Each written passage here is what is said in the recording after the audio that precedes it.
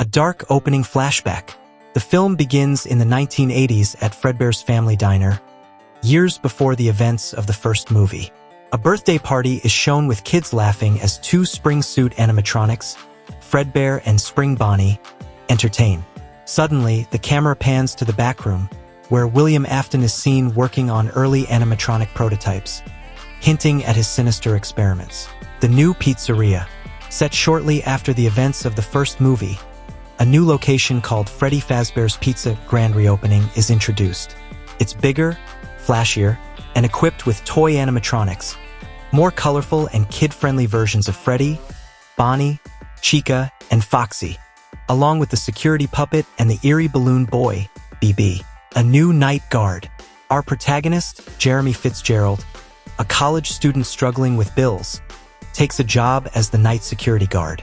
The manager assures him that the new animatronics are safe and harmless. But Jeremy notices the back hallway lined with older, disassembled animatronic parts, remnants of the first location. First night, uneasy calm. Jeremy's first night feels almost normal. The phone guy leaves a cheerful but cryptic voicemail about keeping an eye on the toys and the old models. Around 2 a.m., strange glitches occur on the cameras. Toy Freddy's eyes flicker, and Balloon Boy's giggle echoes through the halls. The toy animatronics move. By the second night, Toy Bonnie and Toy Chica start moving. Jeremy watches as they tilt their heads unnaturally toward the cameras, almost studying him. He brushes it off, until Toy Bonnie appears at his office door, staring blankly before walking away. The return of the Withered Animatronics. On night 3, the Withered Animatronics, the battered originals from the first movie, come to life. Freddy, Chica, Bonnie, and Foxy emerge from the back storage room, scarred and broken, looking far more menacing than before. The puppet awakens. Jeremy begins hearing music box chimes from the prize corner. A mysterious animatronic known as the puppet, or Marionette, is introduced. The phone guy warns Jeremy to keep the music box wound up at all costs or something terrible will happen, foreshadowing the bite.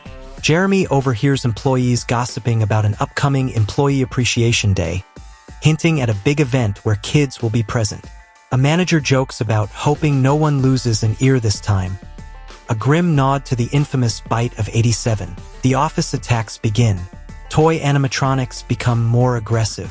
Toy Chica leans into the security office window, her beak missing and eyes hollow. Balloon Boy sneaks in and disables Jeremy's flashlight, leaving him vulnerable.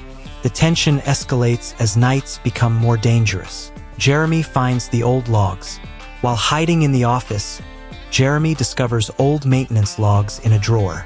They mention William Afton and special spring-lock suits. Drawings from children depict scary things happening to kids, and an odd yellow bunny figure luring them away. The puppet's connection. The puppet begins appearing more often, almost watching over the toys. In a vision, Jeremy sees a ghostly child inside the puppet. The audience realizes the puppet is possessed by the spirit of a murdered child seeking justice. Foxy's nightmare. Withered Foxy becomes a major threat. He doesn't respond to the Freddy mask trick, which fools the toy models. Jeremy survives a terrifying attack where Foxy lunges down the hallway as the flashlight flickers violently. Phone guy's final call. Jeremy receives a final voicemail from the phone guy, cryptic and panicked. The message ends abruptly, as though the caller was attacked. Jeremy realizes he's truly on his own now. Night 6, total chaos.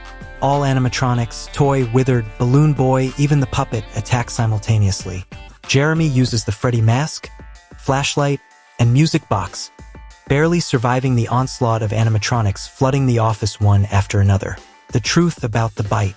On his day shift, filling in for a sick worker, Jeremy witnesses a Toy Freddy malfunction in front of a crowd of kids. The event foreshadows the legendary bite of '87, as the animatronic lunges unexpectedly at a child.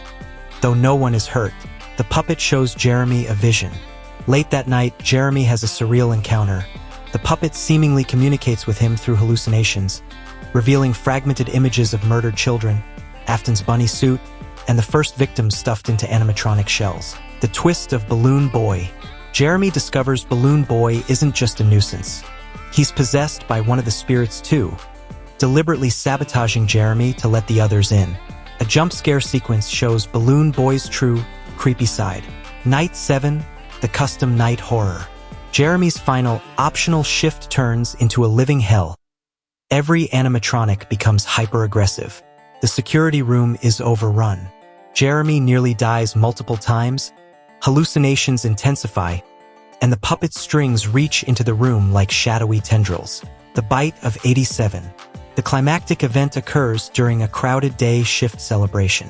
One of the animatronics, likely Withered Foxy or Toy Freddy, malfunctions or is controlled by a spirit, and bites a child's head, causing chaos and forcing the pizzeria to shut down. Ending teaser, the Yellow Bunny.